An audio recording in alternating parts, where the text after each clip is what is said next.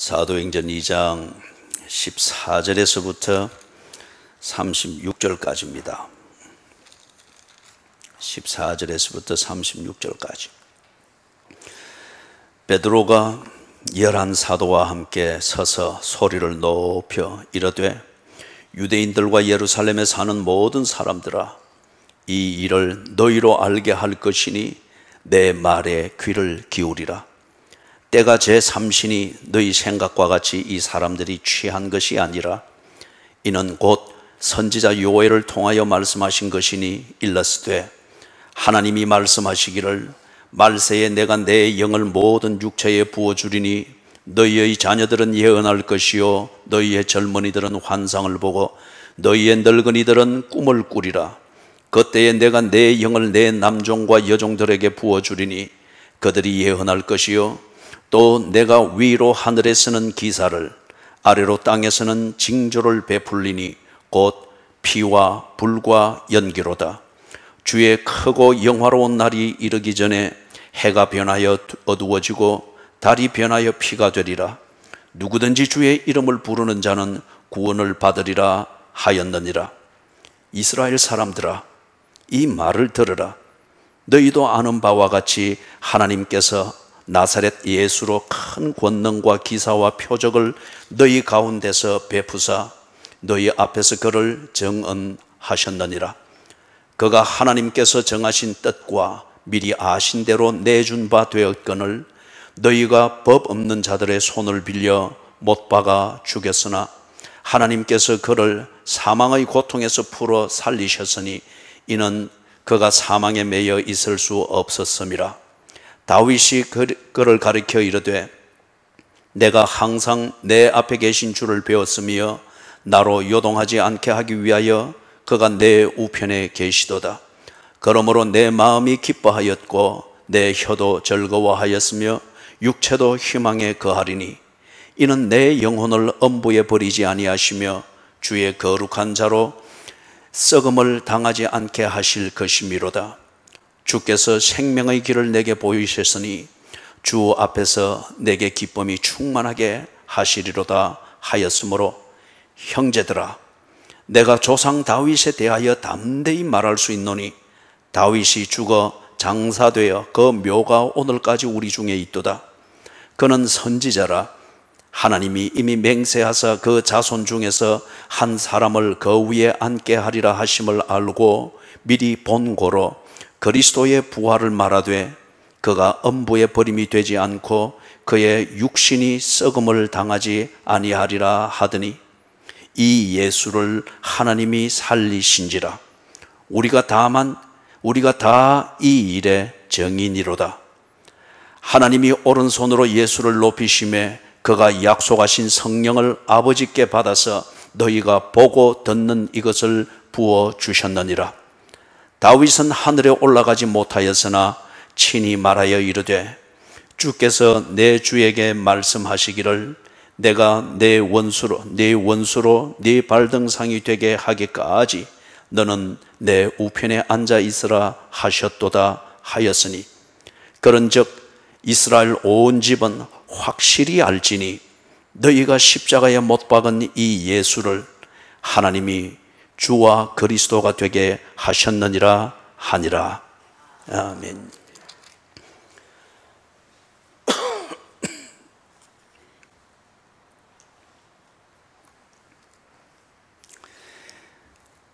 베드로가 11사도와 함께 서서 소리를 높여 말하기를 시작합니다. 베드로가 최초로 하는 설교입니다. 사도들이 그 뒤에 서서 자기들의 말을 다른 방향으로 하는지 아니면은 베드로가 설교할 때 그 뒤에 같이 동조하는 입장에서 같이 서 있는지 그런 형태는 우리는 모릅니다. 그러나 지금 베드로가 일어나서 소리를 높여서 설교를 합니다. 담대하게 설교를 합니다. 고함을 질렀다 어떻든 이거보다도 자기가 말하는 것에 대해서 조금 더 거리낌이 없습니다. 그리고 본인으로서는 자연스럽습니다. 왜 이 설교를 했을까요? 그것은 이 일을 알게 하기 위함이라고 합니다. 이 일을 너희로 알게 할 것이니 14절에 여기서 말하는 이 일은 앞에서 우리 지난 주일날 보았던 5절에서부터 13절에 나오는 그 내용입니다. 이 사도들을 비롯하여서 120명이 성령의 충만함을 받고서는 각기 다른 나라의 말로 말하기를 시작했죠. 성령이 말하게 하심을 따라 2장 4절에 나오는 것처럼 말하기를 시작했는데 그 말들이 각국에서 온 나라 사람들이 자기 말로 알아들었다고 했습니다. 그리고 언어가 다 신기할 뿐만 아니라 그 언어로 말하는 내용이 또한 그들에게는 놀라운 것이었습니다. 하나님의 큰 일을 말하는도다. 그러면서 이것을 듣는 사람들이 놀라고 기이하게 여기고 그리고 들으면서 당황했습니다. 한편 어떤 사람들은 그걸 들으면서 조롱했습니다. 이 어찌된 일이냐? 이걸 알게 하기 위해서 베드로가 일어나서 설명을 했습니다. 그게 베드로의 최초의 설교입니다. 15절 16절을 참고해서 볼 때에 그러면은 왜 사람들이 베드로를 비롯해서 120명이 이렇게 각기 다른 나라의 말로 말하고 하나님의 큰 일을 그들 앞에서 담대히 외치는 이걸 듣고 그들이 놀라고 기이하게 여기고 당황하고 또는 조롱했을까요? 분명히 이때 말하는 그들이 들었던 말은 우리가 흔히 고린도전서에서 나오는 신비한 언어, 천사의 말로 일컬어지는 그런 종류, 그리고 지금 현대 우리 한국 교회에서 보편화되어져 있는 방언이라 말하는 그런 타입은 아닙니다. 오알레스가 할렐루야 하면서 이런 식의 꼭 그런 신비한 말은 아닙니다. 지금 이 상황에서는 다른 사람들이 알아들을 수 있는 자기의 난곡 방언으로 알아들었다고 하시니까 우리 표현으로 말하면은 외국어죠. 그런데 그들이 배운 바가 없는데 하고 있습니다.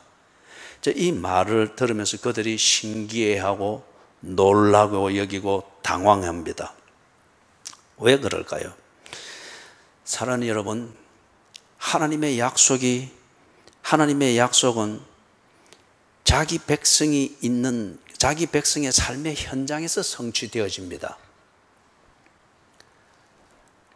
하나님의 백성이 알 수 있도록 성취되어지고 그리고 그 성취되어진 약속을 가지고 사는 그 백성의 일상을 통해서 다른 사람들이 보고 느끼고 확인할 수 있습니다. 그 다음에 이 성령의 충만한 그리스도인들, 즉 하나님의 약속의 성취의 그 증거로서 성령의 충만이라고 하는 게 일어났지 않습니까? 성령의 충만해진 그리스도인의 이 삶, 이게 이 비밀을 모르는 자들, 불신자들은 물론이거니와 같은 교회 안에 있을지라도 이 비밀을 모르는 자들에게는 이게 기이하게 보입니다. 이해가 안 되는 경우가 많습니다. 그래서 성령에 충만해진 이 그리스도인들이 신앙생활이라고 하는 것, 이게 그리스도인들의 일상의 생활입니다. 또 다른 어떤 엑스트라의 삶이 아니고 성령에 충만케 되어진 참된 그리스도인들, 그들의 일상의 삶, 그것은 곧 그들의 신앙생활입니다.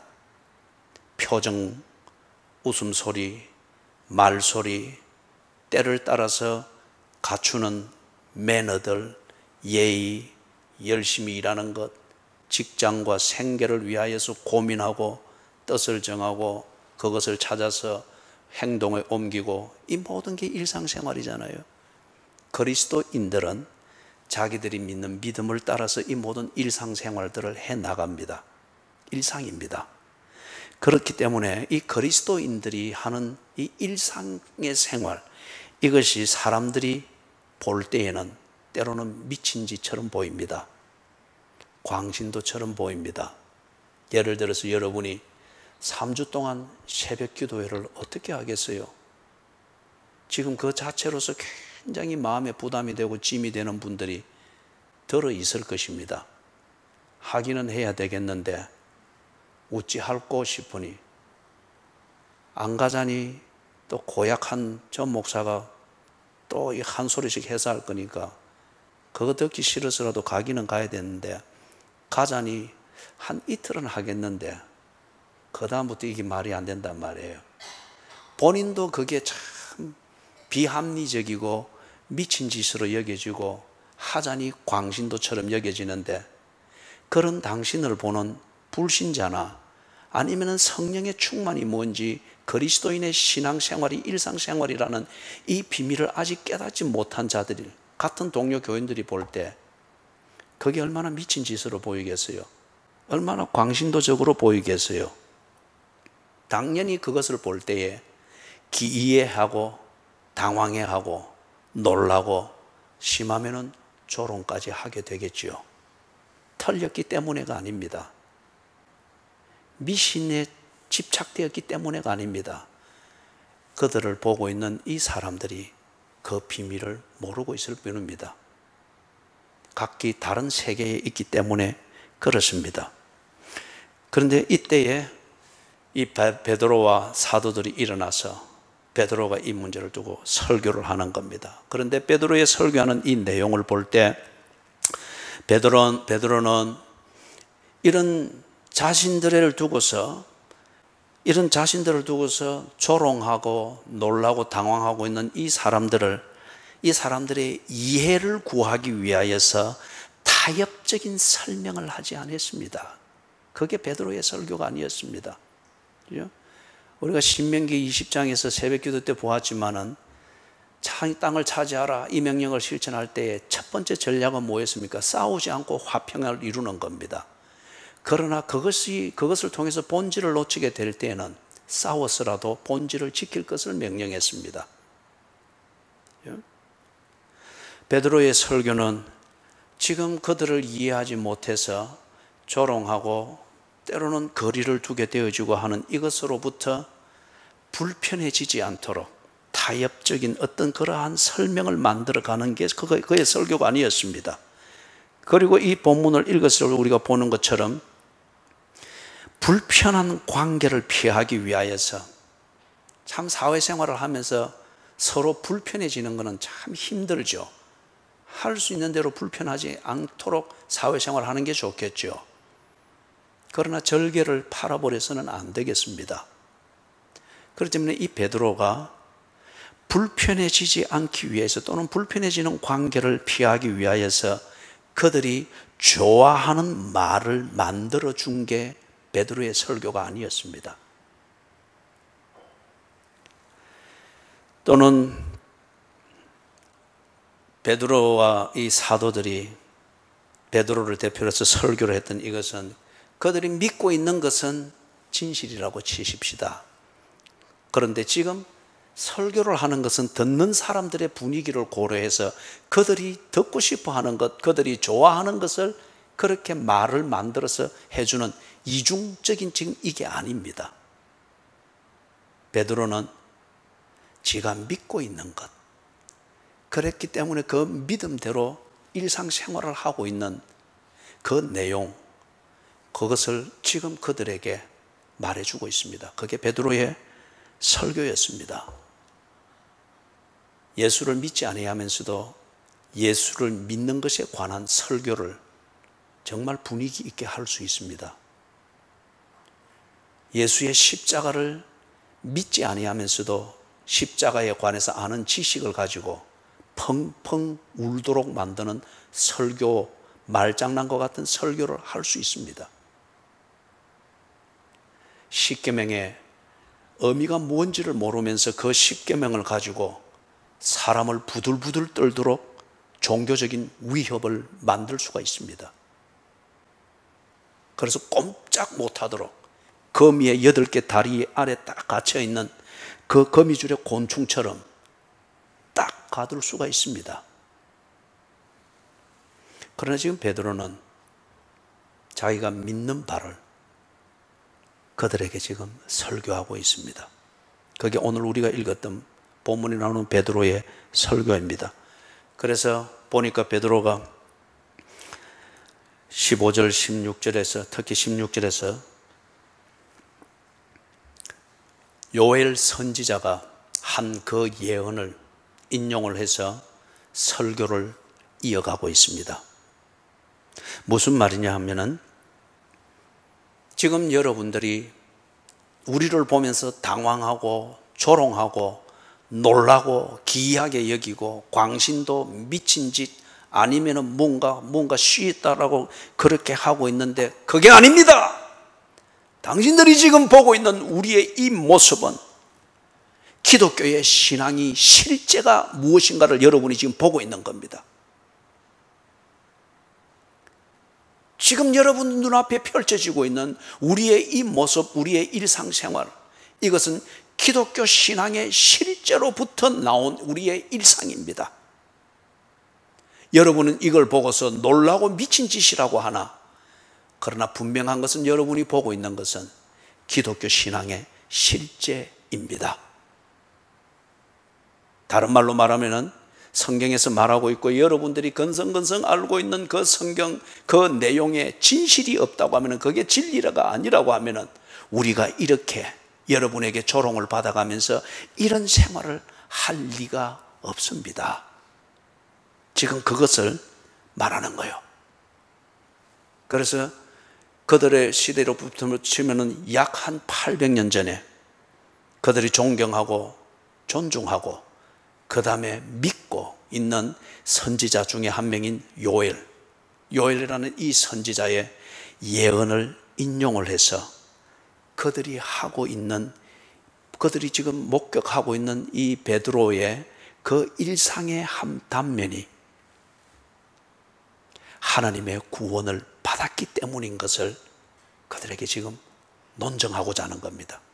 이게 지금 베드로가 하는 설교의 골격입니다.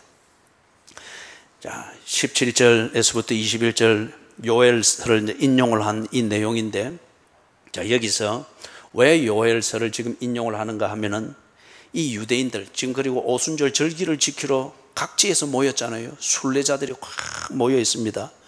유대인들과 이 순례자들은 요엘 선지자와 그 선지자의 이 예언을 잘 알고 있습니다. 그리고 그것을 기다리고 있습니다.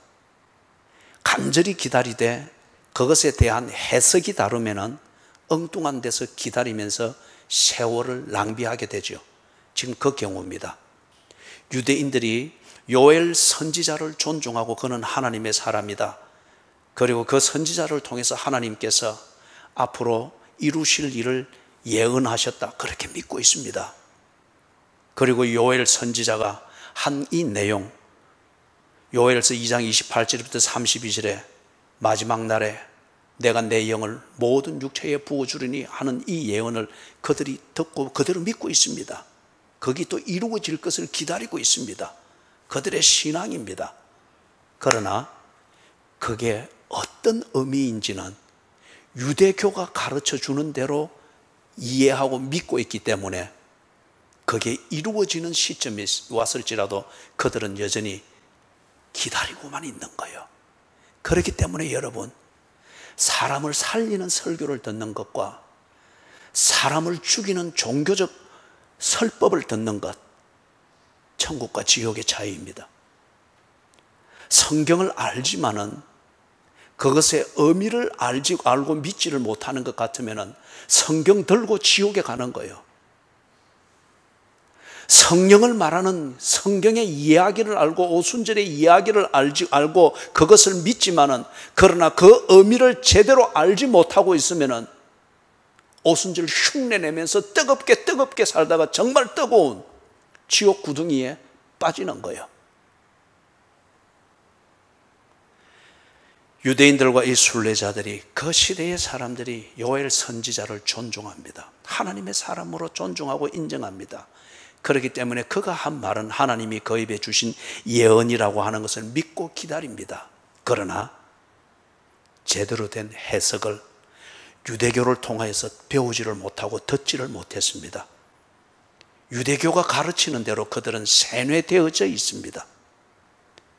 동시에 이들이 또 뭘 지금 똑똑히 알고 있는가 하면은 불과 50일 전에 있었던 사건이죠.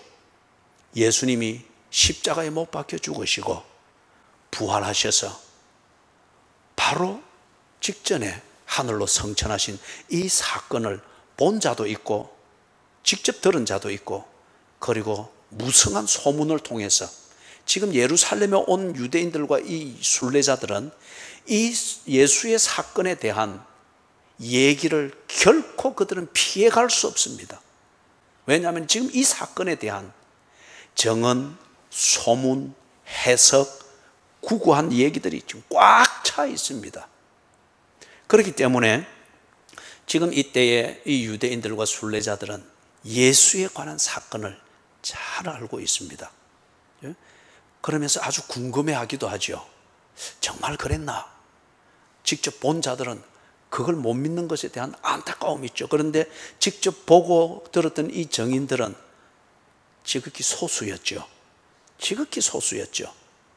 소수지만은 이 절대 다수의 군중들이 그 하나님을 만나고자 순례의 길을 와서 이렇게 애를 쓰고 절치부심하는데, 그런데 정말 엉뚱한 것에 붙들고 있고 엉뚱한 것에 눌려서 그들의 종교심으로만 자꾸 몰려 들어가면서 이 소문의 진실을 그들이 듣지 못하고 믿지 못하기 때문에 아주 간절한 종교심이지만은 그러나 지옥으로 가고 있는 그 열심으로 오도되어지고 있는 걸 볼 때 얼마나 답답하겠어요. 이 절대 다수의 군중들이 예수의 사건을 알고 있습니다. 그러나 그 의미는 모릅니다. 그래서 베드로가 그들이 알고 존중하고 있는 요엘 선지자 그가 한 말과 그들이 피해갈 수 없고 그리고 관심의 대상을 가지고 있는 예수의 사건에 대한 이 소문, 이 두 가지를 연결합니다. 너희들이 존중하고 신뢰하고 하나님의 사람으로 믿고 있고 그가 한 말이 하나님이 나타내실 예언이라고 하는 이것을 믿고 있는데, 바로 그 예언이 너희들이 소문으로 지금 듣고 있는 예수의 사건을 통하여 완성되었느니라. 요엘 선지자를 통하여서 하나님이 약속한 것이 실제로서 완성되어졌느니라. 이게 지금 베드로가 하는 설교의 골자 중에 하나입니다. 아주 중요한 해석입니다. 이걸 보고 여러분 성경적 해석이라고 합니다. 조금 어려운 표현으로는 성경신학이라고 합니다. 자, 그런데 베드로가 요엘 선지자가 한 그 예언, 요엘서 2장 28절부터 32절을 인용을 해서 여기 딱 적어놓은 것을 보는데, 여러분이 여기에 나오는 17절에서부터 21절 이 내용과 요엘서 2장 28절에서 32절을 두 개를 딱 놓고 보면은 조금씩 다른 표현들이 있어요. 조금씩 다른 표현들이. 가장 두드러진 것은 요엘 선지자는 말할 때에 그 후에 내가 내 영을 만민에게 부어주리니 그렇게 하면서 시작이 됩니다. 그런데 지금 여기 사도행서 베드로가 설교하면서 인용을 할 때는 말세에 내가 내 영을 모든 육체에 부어주리니 이렇게 되어 있습니다. 제가 여기서 한 가지만 바로 잡으면은 다르게 조금씩 자구가 다른 것은 여러분이 그 맥락에서 이해할 수 있을 것입니다. 요엘서는 사건이 일어나는 순서를 따라서 지금 이것이 하나님이 그 영을 부어주시는 이 사건이 일어나는 그 시점을 이야기를 하고 있는 겁니다. 그 맥락에서 그 후에 사건이 일어나는 그 순서에 따른 시점에서 표현을 하고 있습니다. 그렇기 때문에 그건 미래에 일어날 사건이잖아요. 반면에 베드로는 이 사건이 완성되어진 시점이라는 여기에서 지금 이것을 이야기를 합니다. 더 이상 베드로가 이것을 인용해서 말할 때는 이것은 이제 성취되어야 될 약속의 시점이 아니고 완성되어진 시점입니다. 약속이 성취되어진 이것이 이제는 그 결과물로서 열매로서 나타나게 되는 이것이 시작되는 시점입니다. 그렇기 때문에 말세에라는 이 표현으로서 베드로가 설교를 할 때 이것을 인용을 했습니다. 어떤 달리 표현하자면은 요엘 선지자가 한 800년 전에 한 약속을 베드로가 이제 예수 그리스도께서 하신 그 모든 일을 근거로 하여서 그 근거 위에서 요엘 선지자의 그 예언을 해석한 것입니다. 그것이 이렇게 성취되어졌습니다. 이 성취되어진 하나님의 약속이 성취되어진 이 결과물이 이제부터 나타납니다. 시작이 되어집니다. 그 시점을 말세로 지금 이야기를 하고 있는 겁니다. 그런 것 같으면 그 뒤에 나오는 약간의 차이들에 대하여서도 이 골격을 가지고서 여러분들이 이해를 하면 되겠습니다. 요엘 선지자의 그 예언은 사건이 일어나는 그 순서에서 시점을 가지고 이야기를 했습니다. 그렇기 때문에 그 후에, 그런데 시간이 지난 뒤에 베드로가 이것을 인용하여 설교를 하는 이 시점에서는 선지자의 예언이 완성되었습니다. 그렇기 때문에 이제는 완성되어진 이 약속의 영향력이 시작이 되어지고 미치는 겁니다. 그래서 이 시점에서 베드로는 이것을 인용을 했습니다. 그래서 말세에 다른 차이가 나는 표현들도 여러분이 그 맥락에서 이해를 하면 되겠습니다. 자, 그러면 조금 더 자세히 살펴보십시다. 인용을 하는데, 자, 거기 뭘 증명을 하고자 하는가 하면은 1차적으로 베드로가 22절에 나오는 그 내용입니다. 이스라엘 사람들아, 이 말을 들어라. 너희도 아는 바와 같이 하나님께서 나사렛 예수로 큰 권능과 기사와 표적을 너희 가운데서 베푸사 너희 앞에서 그를 정언하셨도다. 하나님이 정언하셨습니다. 무엇을 증명하기 위해서 하나님이 정언하셨습니까? 예수가 그리스도인 것을 증명하기 위해서였습니다. 그게 22절의 표현이죠. 그들 가운데 육체로 오신 나사렛 예수, 그가 바로 선지자들이 오랜 시간 동안 계속 증언하고 그렇게 예고하고 했던 바로 그들이 기다리던 메시아, 헬라어로 말하면 크리스토스. 이 그리스도가 바로 그 예수다. 너희들 가운데 있었던 바로 그 예수다. 이걸 말하기 위하여서, 이걸 지금 증명하기 위하여서 하나님께서 예수의 생애를 그렇게 이끌어 가셨다는 겁니다. 3년 동안 공생애를 하시고 마지막에는 죄를 대속하기 위해서 죽으시고, 그리고 죄 사함받은 자들에게 새 생명, 하나님의 자녀된 이 권세를 주기 위하여 부활의 첫 열매로 일어나셨다. 이걸 보여주신 것이 하나님이 하셨다는 거예요. 이걸 지금 증명하고자 하는 거예요. 여러분, 이게 왜 이게 중요한가 하면은 17절에 초반절에 보면은 하나님이 말씀하시기를 말세에 내가 내 영을 모든 육체에 부어주리니. 베드로는 이게 지금 성취됐다고 했잖아요. 그러면은 말세에 내가 내 영을 모든 육체에 부어주겠다는 이 약속이 성취되어진 것이 증명이 되려고 하면은 21절에 나오는 것, 누구든지 주의 이름을 부르는 자는 구원을 받으리라. 다시 말해서 그들을 구원으로 이끄는 주님이 누구인가가 드러나야 되고, 그들이 그 이름을 부르고 믿을 수 있고 그럴 때에 나를 구원해 주는 그 주님이 그들에게 나타나야만 됩니다. 구원으로 이끌어주는 것, 하나님을 믿게 하고 하나님의 구원을 받게 하는 이 주님이 언제나 안개 속에 가리워져 있으면서 여전히 기다리고 있는 유대교회에서 가르치는 대로 기다림 속의 대상일 것 같으면 17절 초반절에 내가 내 영을 부어주리니 이거는 아직 이루어지지 아니한 거예요. 그런데 지금 내가 주님이 누구인가를 알고 주님을 믿게 되어지고 믿음으로 말미암아 하나님께 구원을 받았다라고 하는 것 같으면, 이 약속이 성취되었다고 하면 17절 초반절 내가 내 영으로 모든 육체에 부어주니, 이게 성취되었다는 거예요. 왜 그렇지요? 주의 영이 임하지 아니하고서는 누구도 예수를 주라 시인할 수 없느니라.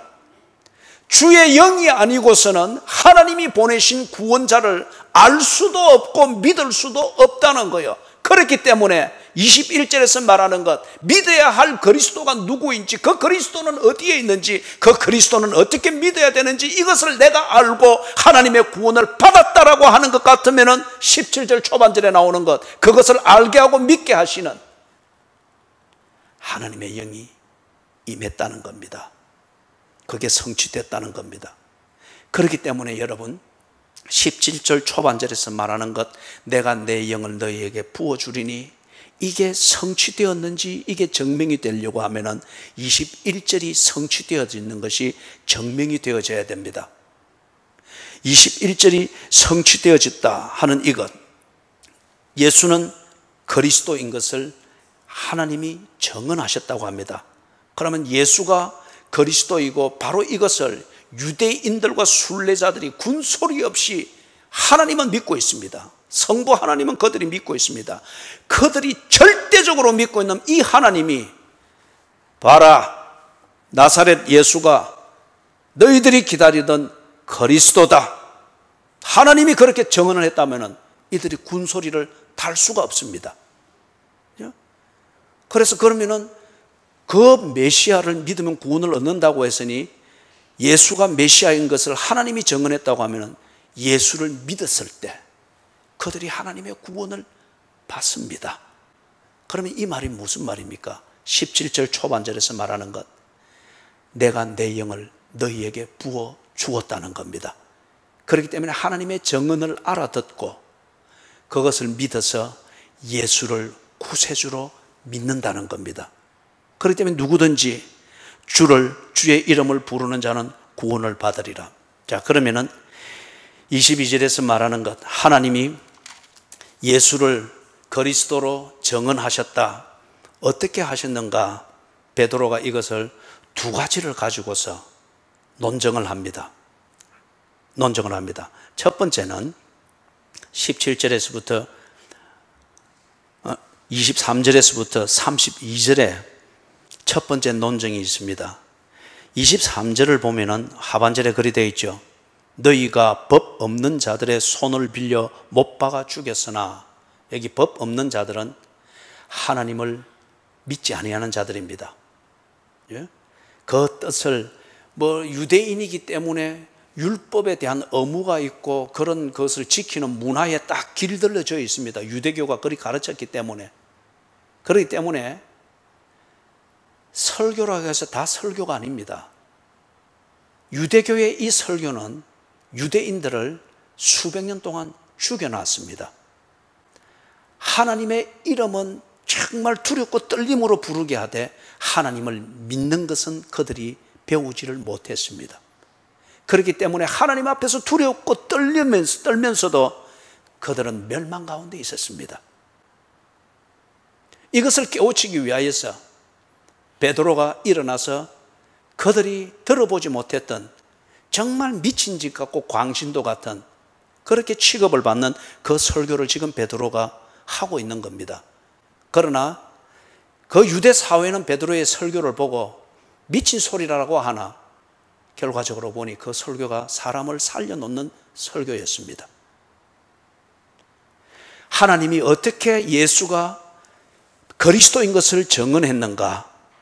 첫 번째 베드로가 논증하는 것이 23절에서부터 32절, 법 없는 사람들의 손을 빌려 못 박아 주겠다. 너희들이 하나님을 두렵고 떨림으로 섬긴다고 하나 너희들의 종교적 집착과 그 열정과 그렇게 배워왔던 그것을 믿는 어떤 교조주의적 신앙, 그것 때문에 오히려 너희들이 예수를 죽였다. 메시아를 죽였다. 그런데 24절에 하나님께서 그를 사망의 고통에서 풀어 살리셨다. 하나님의 일하심의 역설입니다. 그들은 예수를 참남하다, 사기한다, 어떤 일에서 죽였으나 그 죽음을 통해서 하나님은 합력하여 선을 이루셨습니다. 죄인의 종말이 무언가를 죄인들로 하여금 보게 했습니다.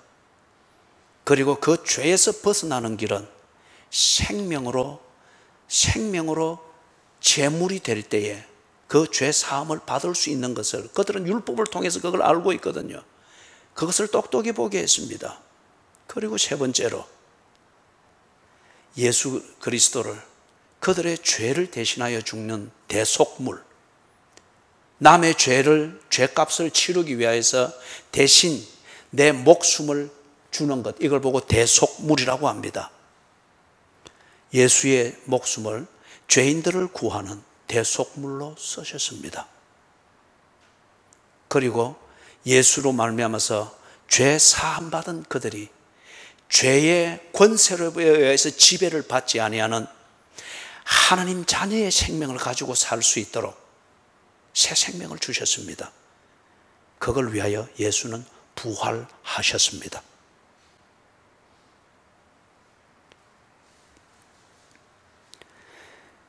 예수께서 죽으시고 부활하시게 함으로써 하나님은 죄인들이 자기의 죄 때문에 죽지 아니하고 예수로 인하여서 죄 사함 받고 새 생명을 가지고 살 수 있도록 그 대속의 사역을 하셨다는 겁니다.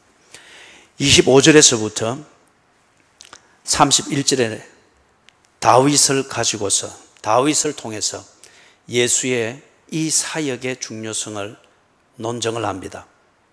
다윗은 예수님보다 1000년 전에 있었던 사람입니다.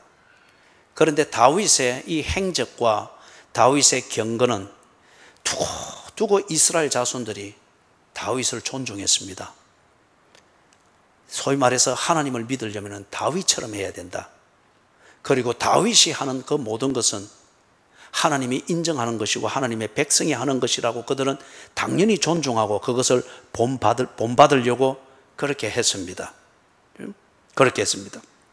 그런데 다윗이 뭐라고 그럽니까? 32절, 31절에 거기 보니까 30절, 31절에 보니까 그는 선지자라, 즉 다윗을 말합니다.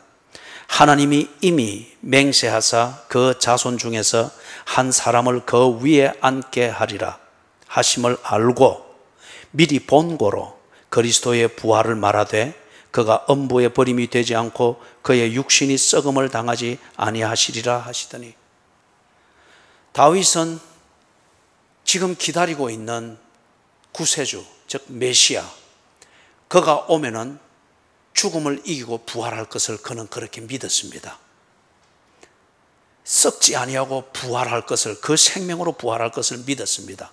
그리고 그러한 메시아를 그는 학수고대했습니다. 그리고 그 생명을 자기가 그렇게 누리게 될 것을 믿었습니다. 그런데 여러분, 이 유대인들은 다윗은 하나님의 사람이라 믿고 다윗처럼 하는 것이 참된 신앙생활이고 믿음이라고 그렇게 존중하고 본받으려고 하면서 다윗이 믿었던 바로 그 그리스도, 예수 안에서 나타난 메시아, 그를 유대인들은 믿지를 아니했습니다. 이게 엄청난 모순이죠. 예를 들면 현대 교인들이 지 귀에 솔깃솔깃 들어오는 설교자들의 말은 믿습니다. 그리고 그런 설교를 해주는 설교자들을 아주 존중하고 좋아합니다. 그죠? 그런데 그 설교를 통해서 듣게 되어지는 예수 그리스도의 복음은 그들이 모릅니다. 믿지도 않습니다. 설교자를 좋아하고 설교자를 맹신하는 그런, 그게 뭐 교회 생활이고 열심으로 착각을 하고 있지. 그러나 그 열심 속에 예수를 믿는 열정이 없습니다. 지금 이 유대인들이 그런 거예요. 다윗을 믿습니다. 그러나 다윗이 자기 신앙으로 믿었던 예수의 부활, 이게 메시아인 것을 그들은 다윗처럼 믿지를 아니했습니다. 그래서 지금 베드로가 설교를 하는 거예요. 다윗이 이것을 믿었는데 너희들은 왜 믿지를 않느냐? 예수는 죽었다가 부활하신 다윗이 믿었던 바로 그 메시아다. 그 다음에 두 번째, 하나님께서 정언하셨다라고 하는 두 번째 중요한 사실은 33절에서 하나님이 오른손으로 예수를 높이시매 그가 약속하신 성령을 아버지께 받아서 너희에게 보냈다고 합니다. 그 오른손으로 높이셨다고 하는 말은 예수의 성천을 말합니다. 부활 후 하늘로 성천하셨죠. 그래서 아버지께로 돌아간다고 했지 않습니까? 그러면은 예수께서 부활하여 성천하셨다고 하는 이 사실은 무엇을 증명하는 거요? 성령이 오셨다는 겁니다. 왜냐하면 예수님이 살아계실 때에 거듭거듭 이것을 약속하셨잖아요. 내가 가면은 보혜사를 너희에게 보낼 것이니라. 내가 가는 것이 너희에게 유익이니라. 왜냐하면 내가 가면은 내가 보내는 영이 와서, 성령이 오셔서 내가 한 모든 일의 의미를 너희들로 하여금 깨달을 수 있도록 가르쳐 줄 것이기 때문에 내가 가는 것이 유익이니라. 지금 성령이 왔다고 하면은 오순절날 그 위대한 사건, 누구도 부정할 수 없는, 의미는 해석할 수 없으나 분명한 사실을 경험한 이 오순절의 사건이 있었다고 하는 것 같으면은 예수가 말씀한 대로 성천한 것은 사실입니다. 거꾸로 예수가 성천하셨다. 그렇기 때문에 성령이 그들에게 임했다는 겁니다. 자, 이것을 역시 베드로가 다윗을 들어서 논증을 합니다. 너희들이 존중하고 하나님의 사람으로 믿는 다윗은 메시아가 하늘로 성천하여 아버지 보좌 우편에 앉을 것을 미리 내다보고 그것을 믿고 경배하며 그 메시아를 거기서 만날 것을 학수고대하였다. 그런데 다윗을 믿고 존중하는 너희들이 다윗은 믿는데 왜 다윗이 믿었던 메시아의 성천, 그것은 왜 믿지 않느냐? 그러면서 예수가 하늘로 성천한 것을 말합니다. 우리가 본 것을 증언하노라. 예수가 하늘로 성천하는 것을 몇 명이 보았습니까? 500여 형제들이라고 합니다. 갈릴리 사람들아, 어찌하여 하늘을 쳐다보느냐? 그때의 그 갈릴리 사람들, 그 현장에서 하늘로 쳐다보고 있었던 사람들이 500여 사람들이라고 그랬죠. 그들이 본 것을 증언함에도 불구하고 이들은 소문으로 치부하고 믿지 않는단 말이에요. 거기에 대해서 베드로가 다윗이 이것을 믿고 그를 경배했는데 다윗을 믿고 본받으려고 하는 너희들은 왜 다윗이 믿었던 메시아를 믿지 않느냐? 그 메시아가 하늘로 성천한 것을 우리가 본 것을 증언하는데 왜 믿지 않느냐? 자, 사랑하는 여러분, 이제 그렇다면은 다시 17절에서부터 21절로 돌아가서 이것이 성취되어진 그 관점에서 조금 더 살피면서 정리를 할 필요가 있습니다. 예수가 그리스도인 것을 베드로가 지금 증명을 하고 있는 거잖아요. 예수가 주와 그리스도 되심을 하나님이 증명을 하셨다라고 하는 것 같으면은 이 말은 죄 사함을 받는 이 대속의 사역이 완성되었다는 겁니다. 더 이상 제물을 드리고 제사를 드리고 이럴 필요 없이 완성이 되었다는 거죠. 부활의 생명을 주셨다는 이 약속이 성취된 것을 의미합니다. 하나님의 자녀가 되었다. 하나님과의 자녀, 하나님과의 관계 안에 내가 머물러 있다고 하는 이것이 성취되었다고 하는 것을 말합니다. 그렇다면 이게 예수가 주와 그리스도 되시기 때문에 내가 죄사함에서 자유케 죄사함을 받았고 부활의 생명을 가지고 하나님의 자녀로서 하나님과의 관계 안에서 하나님 나라의 통치를 받으면서 사는 것이 오늘 나의 일상의 삶이라고 하는 이것이 증명이 되려고 하면은 17절 초반절에 나왔던 것, 내가 내 영을 모든 육체에 부어주리니, 이게 성취되었음이 증명이 되어져야 됩니다. 그런데 내가 내 영을 모든 육체에 부어줬다 이러면 이것을 확인할 수 있는 실질적인 현상이 무엇입니까? 그게 18절입니다. 자녀들은 예언할 것이요, 젊은이는 환상을 볼 것이요, 너희 늙은이는 꿈을 꿀 것이며 내 남종과 여종에게도 내 영을 부어주리니 그들이 예언할 것이라. 이 일들이 실제로 일어나고 있다고 하는 것 같으면 하나님이 약속하신 영은 왔습니다. 하나님이 약속한 영이 왔다고 하는 것 같으면 예수는 그리스도이시며 갈릴리 사람들 눈으로 목격했던 바로 그 나사렛 예수는 그리스도이시며 그가 십자가에 못 박혀 죽은 것은 당연히 우연히 죽은 것이 아니라 죄를 대속하기 위하여 죽는 죽음이었으며 빈 무덤이 남아있었던 것은 그가 우리에게 생명을 주기 위하여 부활하신 사건이며 하늘로 올라가시면 약속하신 성령을 보내기 위함이었습니다.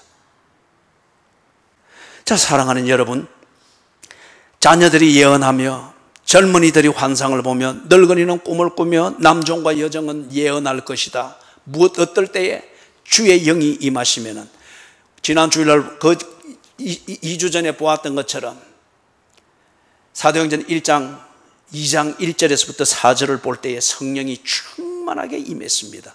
누구도 부정할 수 없는 현상으로 임했습니다. 그 급하고 바람 같은 이 소리가 들리는 이 현상을 누구도 없다고 부정할 수 없도록 왔습니다. 불의 혀처럼 갈라지는 것이 각 사람 머리 위에 각 사람 위에 임했기 때문에 이걸 다른 군소리로 둘러댈 수 없도록 그 뜨거움으로써, 그 의미가 뭔지는 해석을 못해도 그 사실은, 사건의 사실은 부정할 수 없도록 임했습니다.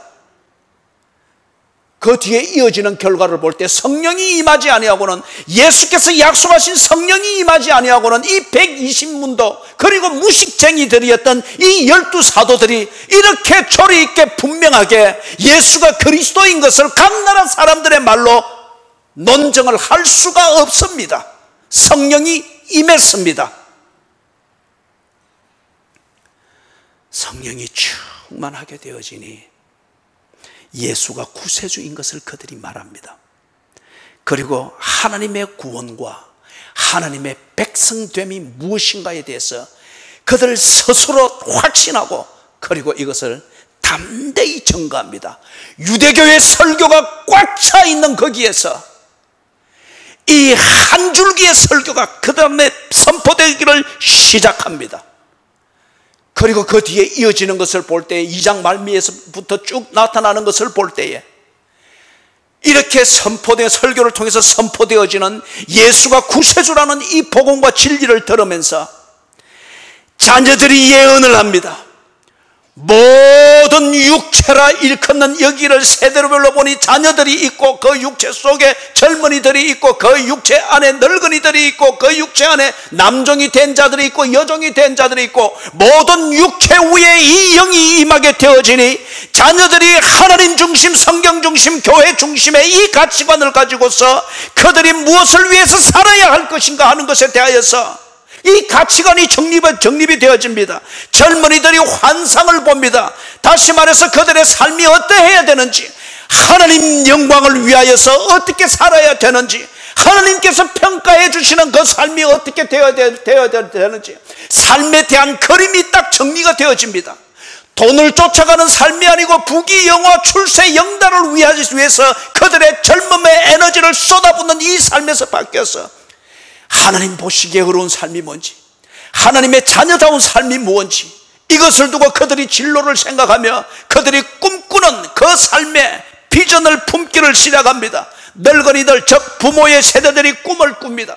시편 127편에서 말하는 것처럼 여호와께서 집을 세우지 아니하시면 집 짓는 자의 수고가 헛되며 여호와께서 성을 지켜주지 아니하시면 파수꾼의 경성함이 허사로다. 진실로 부모들이, 자녀들이 대대에 이르도록, 천대에 이르도록 하나님의 축복을 받으며 그들의 삶에서 샬롬, 평화가 언제나 저 고인물처럼 그들을 감싸는 이것을 그들이 꿈꿉니다. 이 꿈을 위해서 부모들이 젊었을 때는 미기고 입히고 다른 애보다 더 낫게 보이도록 챙겨주는 것에 온 열정을 쏟았으나 살아보고 키워보니까 그게 인생이 아니더라 이거예요. 그래서 바른 꿈을 꿉니다. 천대에 이르도록 복을 받는 우리의 자식들, 내가 잘못 키웠던 이것을 내 자식들은 저들 자식들에게 되풀이하지 않는 그러한 가문, 그런 가정을 세우는 이 꿈을 꿉니다. 그리고 그걸 위해서 지혜를 남기고 철학을 남기고 삶의 모델을 남기려고 합니다. 남종과 여종들, 사람들이 먹고 사는 문제를 위해서 사람들의 종이 되려고 하고 세석과 타협하여서 세속이 떨어뜨려주는 떡고물을 주워 먹는 이 종이 되려고 하다 보니 남종과 여종들이 세상의 종들과 세속의 종들이 되고 물질의 종들이 되어서 그런 종류의 주인이 좋아하는, 주인의 비위를 맞추는 그 말들을 하고 생각을 하고 처신을 하려고 비루한 삶을 살았습니다.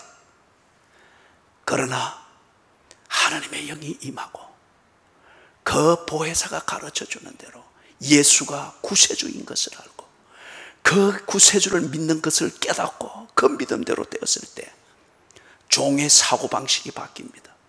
누구와 관계를 맺어야 하는지 관계에 대한 설정이 되어집니다.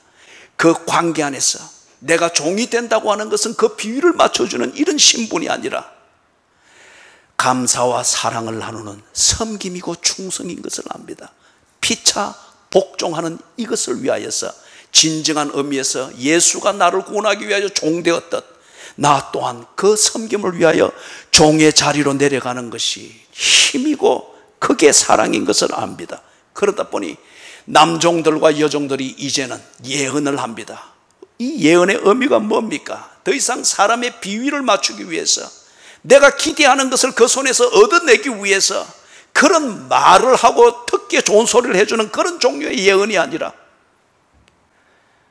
하나님이 합당하게 여기는 말이 뭔지, 예수 믿는 사람으로서 자식에게 해줄 말이 뭔지, 기도하고 돌아온 엄마로서 내 눈에 안 차는 자식들에게 무슨 말로 하고 어떻게 내가 먹여서 보내야 되는지 하나님 앞에서 생각하여 말을 합니다. 하나님께 배운 바를 말을 합니다. 성령을 통해서 깨닫고 정리되어진 그리스도인다운 이 가치관, 이것에 합당한 말을 하려고 하고 합당한 처신을 하려고 합니다. 모든 육체에 자녀들, 젊은이들, 늙은이들, 남종들, 여종들, 모든 육체에 내가 내 영을 부어주리니 성취되었습니다. 19절 20절에서 성령이 오셔서 예수는 그리스도임을 증거하고 하나님의 구원의 일을 하신다는 사실, 이것이 바로 무엇이냐? 말세입니다. 말세를 여러분이 이런저런 사이파이 영화에서 뭐 아마겟돈이든지 뭐 지구 최후의 날이든지 뭐 어떤 2012든지 이런 식으로 픽션으로 만들어서 그런 분위기에서 만들어 놓은 그 종말 이런 것이 각인이 되어져서 그러면서 성경을 보면서 말세가 나오든지 종말이든지 이럴 때 그게 이입을 시키는데 그걸 다 벗어버려야 됩니다. 성경에서 지금 말하는 일반적인 의미는 무엇인가? 이거는 한 정점을 말하는 게 아니에요. The last day 이 개념이 아니에요. 우리 성경에도 여기 말세에 17절에 말하는 이거는 영어를 쓰는 분들은 보면은 영어 표현은 이렇게 되어 있을 거예요. In the last days 복수로 되어 있습니다. 그럼 여기 말세의 개념이 뭔가 하면은 이 말세는 어느 사건이 일어나는 한 정점을 말하는 것이 아니고 그 어떤 하나님의 구원이 이루어져 가고 완성되어져 가는 그 기간을 말합니다. 지금까지는 약속으로 왔습니다. 그리고 하나님의 구원은 율법적 규칙과 의무들을 지키는 걸 통해서 그 절개를 나타내는 것을 통해서 구원이 이루어지는 복잡한 과정이었습니다. 이게 예수가 오심으로 말미암아서 완성되어졌습니다. 우리가 해야 될 의무들이 완성되어졌습니다. 예수 안에서 완성되어진 이 복음을 듣고서 이제는 그 복음을 듣고 믿음으로 말미암아서 구원받는 이 시기가 시작이 되었다는 거예요. 그리고 이 시기가 시작이 되어진 이상 반드시 끝이 납니다. 이 시작점과 끝점, 이게 기간입니다. 이게 말세입니다. 다시 말해서 예수가 구세주인 것을 믿음으로 말미암아서 하나님의 구원을 얻어 하나님의 자녀가 되는 이 구원의 일이 시작이 되었고 이것이 마지막 점을 향해서 진행이 되고 있다는 거예요. 이 시기가 지금 말세입니다. 이게 끝날 때가 있죠. 그 끝나는 마지막 시점을 우리는 종말이라고 부릅니다. 정점의 의미로서 종말. 그래서 the last day, 예수께서 재림하여 오시는 날입니다. 그 시간까지 예수가 구세주이시며 이 복음을 통하여 하나님이 우리를 구원하시기를 원하시며 하나님은 이 구원의 일을 지금 이루어가고 계신다. 이걸 믿고 그 구원에 들어가는 이 시기를 지나가는 우리는 지금 말세를 살고 있습니다. 다른 말로 말하면 예수로 말미암는 하나님의 구원의 일이 이루어지는 기간을 우리가 살고 있습니다. 이것은 어느 때가 되면 끝이 납니다. 그게 예수님의 재림입니다. 이걸 알도록 하기 위하여서 이 말세의 긴장과 절박감 그리고 중요성을 알게 하기 위해서 기사와 표적이 하늘과 땅에서 나타난다고 하는데 피와 불과 연기들이라고 하죠. 사랑하는 여러분, 피와 불과 연기와 같은 이 징조와 증거들을 가지고서 우리가 말세를 살고 있는 것을 알게 하는 겁니다. 다른 한 가지는 이 징조들이 역할을 하는 한 가지는 구원의 시간이 절박하다는 거예요. 내일이 보장되는 게 아닙니다. 그리고 이 구원의 복음이 아니고는 구원받을 길이 없습니다. 구원의 때가 지금 절박하다는 거예요. 그 다음에 두 번째 생각해 볼 수 있는 것은 구원의 실제를 알게 합니다. 이 징조들을 통하여서. 무슨 말입니까? 피와 불과 연기가 솟구치고 그게 지배하는 그 상황이 될 때에 사람들은 전부 다 패닉입니다. 당연히 본능적으로 살 길을 찾습니다. 불을 피하고 피를 피하고 연기를 피할 그 길을 찾아서 오직 그것뿐입니다. 폼페이의 유적지를 가보니까 거기에 유적들을 발굴해 놓은 것을 이렇게 준비를 해 놓은 것들을 창고를 이렇게 들여다보니까 거기에 이 고고학자들이 세밀한 붓으로 벗겨내는 작업 중이기 때문에 형상이 나온 거 보니까 이렇게 딱 안고 있는 게 있어요. 이렇게 꿍거리고. 그 뒤에 그 산에서 화산이 탁 터지는 그날 밤 그 한순간이 그대로 거기에 멈추어 있는 거예요. 불이 솟고 막 쟤들이 들고 바위들이 그리 치니까 어떻게 피할 줄을 모르니까 한 남자가 앉은 채로 그냥 웅크리고 이래 있는데 이게 그냥 그대로 화산의 폭발과 함께 진흙에 파묻히면서 이 진흙이 암석화되어지면서 화석이 된 거예요. 이걸 다 벗겨내니까 그냥 엄청. 사랑하는 여러분, 피와 불과 연기로 일컬어지는 이 징조들이 우리의 삶에서 나타나게 될 때에 그것은 역설적이게도 사람들이 구원의 절박감과 구원의 실제가 무엇인가를 알고 배우게 됩니다. 무엇입니까? 지옥이 있다는 거예요. 멸망이 있다는 거예요. 그렇게 끝나는 것은 두려운 것이라고 하는 것을, 그 실제를 사람들이 이 징조를 보면서 느끼는 거예요. 그러면서 구원을 돌아보라는 겁니다. 그것으로부터 피해 나갈 길을 찾으라는 겁니다.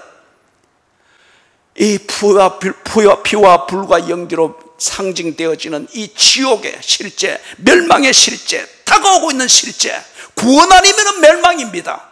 이 멸망을 벗어나서 구원에 이르게 하는 것, 이것을 징조를 보면서 느낄 때에 이것으로부터 벗어나는 길은 어디에 있는가? 못 찾으면 그냥 이렇게 해서 화석이 되듯이 그렇게 지옥으로 떨어지는 거예요. 만약 지옥과 멸망이 오늘 이 징조를 보듯이 이 불과 연기와 피, 이것이 내 지금 현실이 되어 있어서 이것을 피할 길이 없듯이 이런 지옥이 있고 멸망이 있다고 하는 것 같으면 오늘 내가 죽으면 나는 어디 있을까?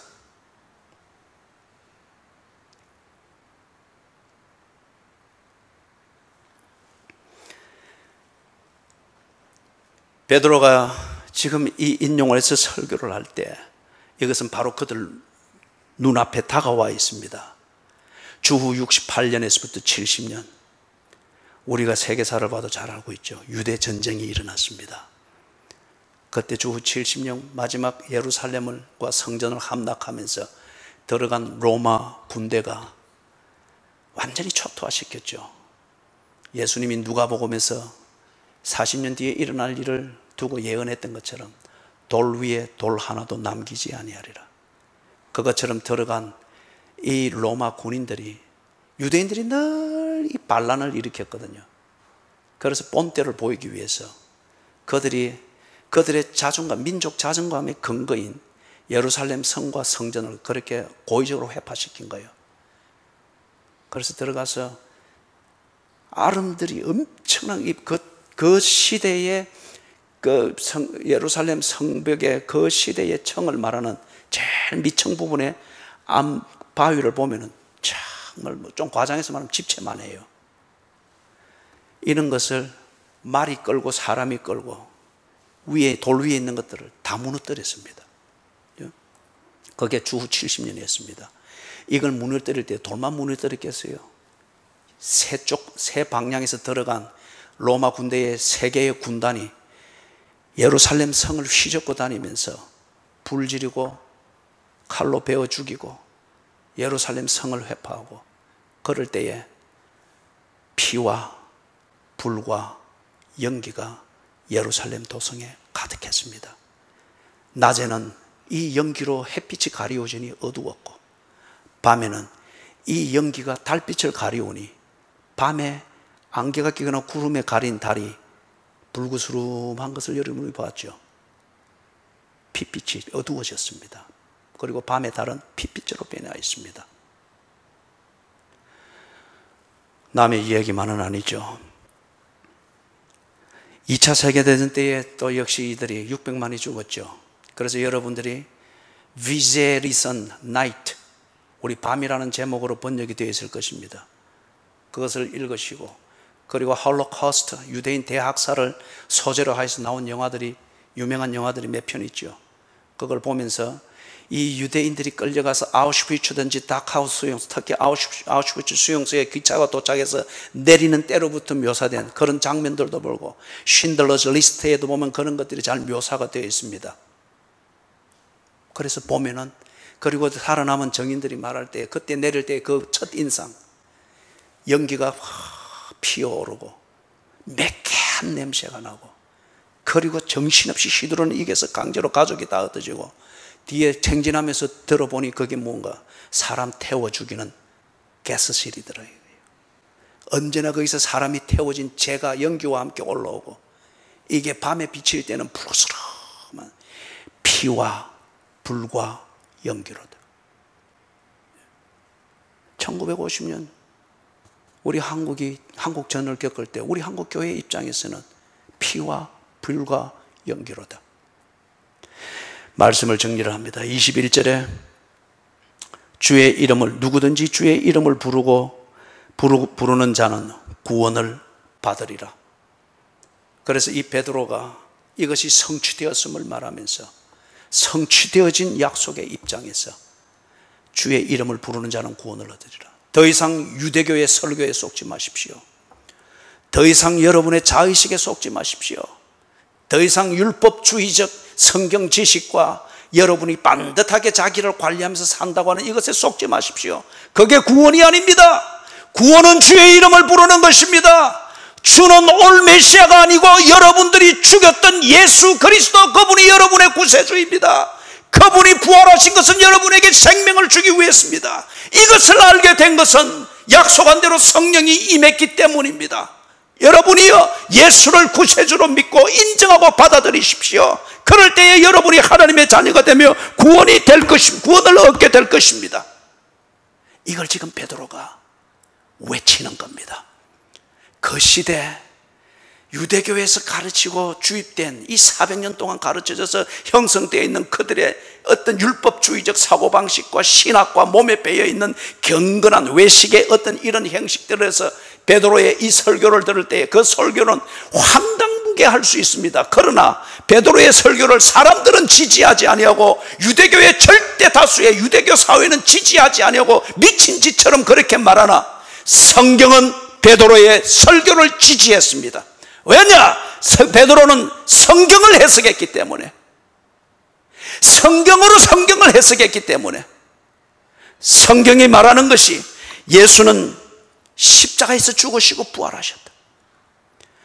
예수께서 가심으로, 성천하심으로 말미암아 성령이 우리에게 임하셨다. 오늘 기독교의 진리를 말하며 고백하며 예수처럼 닮아가고 있는 그리스도인들이 이 땅에 있다고 하면 성령이 임한 것이 분명합니다. 성령이 아니고는 예수를 주라 시인할 수 없다고 했기 때문에 기독교에서 가르치는 신앙생활, 이것을 이어가고 있는, 죽지 아니하여 순교자가 아닐 뿐이지 순교자와 다를 바 없이 기독교의 신앙생활에 몰입하고 그것이 자신의 삶이 되어 있는 그리스도인들이 온 지구에 늘어져 있습니다. 이 현실에 대하여서 사랑하는 여러분, 예수가 그리스도이신 것과 성령이 오셔서 기독교의 진리를 증거하고 있다는 이 사실과 기독교에서 가르치는 대로 신앙생활하고 있는 그리스도인들의 이 도덕에 대하여서 세상은, 그리고 예수를 말하되 예수의 진리를 믿지 않거나 제대로 알지 못하는 교회 내의 종교꾼들은 그것은 다 필요할 때 쓰는 종교라고 매도하는 설교를 퍼붓고 있습니다. 세속주의가 그것은 광신적이고 미친 짓이라고 세속주의가 매도를 하고 있습니다. 이런 것에, 이런 분위기에 대하여서 오늘날 교회들이, 그리고 설교자들이 그들이 들을기에 좋은 소리로 복음의 날을 깎고 모를 깎으면서 타협을 하는 설교를 하고 있습니다. 설교자들이 강단에 서서 세상이 수긍할 수 있는 말을 만듭니다. 세상이 기독교를 좋게 보아줄 수 있도록 말을 만듭니다. 설교자들이 여기에 서서 예수를 말하고 구원을 말하고 지옥을 말하면서도 사람들이 편히 잘 수 있도록 설교를 하고 있습니다. 졸면은 끝이에요. 조는 자를 믿을 수는 없습니다. 조는데 뭘 들은 거예요? 들은 바가 없는데 뭘 믿는 거예요? 믿는다고 할 때에 그때는 자기의 열정일 뿐입니다. 세상과 화목하게 지낼 수 있도록 이 복음을 하나의 사상으로 만들고 세속과 얼마든지 대화가 될 수 있는 어떤 이념적 이론으로 만들고 모든 사람들이 지 마음대로 할 수 있는 겉으로의 사랑과 화목, 이런 걸 내세워서 모든 사람들이 지 마음대로 할 수 있도록 그렇게 편안한 종교로 만들어버립니다. 한국교회가 이 죄악을 회개해야 합니다. 그리고 이런 것에 길들여져 있는 교인들이 이것으로부터 씻음을 받는 진정한 세례를 성령의 충만을 통해서 받아야 됩니다. 한국교회가 그리고 복음으로 돌아가되 무엇보다도 설교자들이 오늘 베드로가 하는 설교를 통하여서 우리가 설교자들이 각오를 해야 되는 것은 정말 제10자가를 지어야 되는 이 시기에 제1 임무는 뭐냐? 사람을 살리는 설교를 해야 됩니다. 듣기에 좋은 소리를 해서 살리는 것이 아니라 예수가 그리스도이시며 그를 믿을 때에 하나님의 구원을 얻어 하나님의 자녀가 된다고 하는 이것을 논증할 수 있어야 되고 설명할 수 있어야 되고 성경을 통하여 증명해낼 수 있어야 되고 그것으로도 부족하면 그 설교 한 편을 쥐고 죽어야 됩니다. 죽음은 진실입니다. 부디 여러분들도 여러분의 귀가 거듭나고 사고방식이 거듭나서 사람을 살리는 설교를 들을 줄 알고 그것에 맞춰서 여러분이 변해갈 줄 알고 그래서 하나님의 구원을 누리게 되는 그런 교인들이 되기를 주님의 이름으로 축원합니다. 하나님이여, 하나님께서 이 구원의 큰 역사를 이루어 주셨을진데 주께서 구원하시고자 하는 백성들이 이 복음을 들을 줄 알게 하시고 이 복음을 믿을 수 있도록 성령의 충만을 허락해 주시옵소서. 여기서 설교하는 자를 주께서 성령의 불로 지져주시고 여기서 선포되어지는 설교를 듣는 교인들의 심성과 저들의 귀를 성령의 불로 지져 주시옵소서. 그리하여 이 교회에서 설교하며 설교를 듣는 이 예배들을 통하여서 사람이 살아나는 역사가 이루어지게 해 주시옵소서. 예수 그리스도의 이름으로 간절히 기도드리옵나이다. 아멘.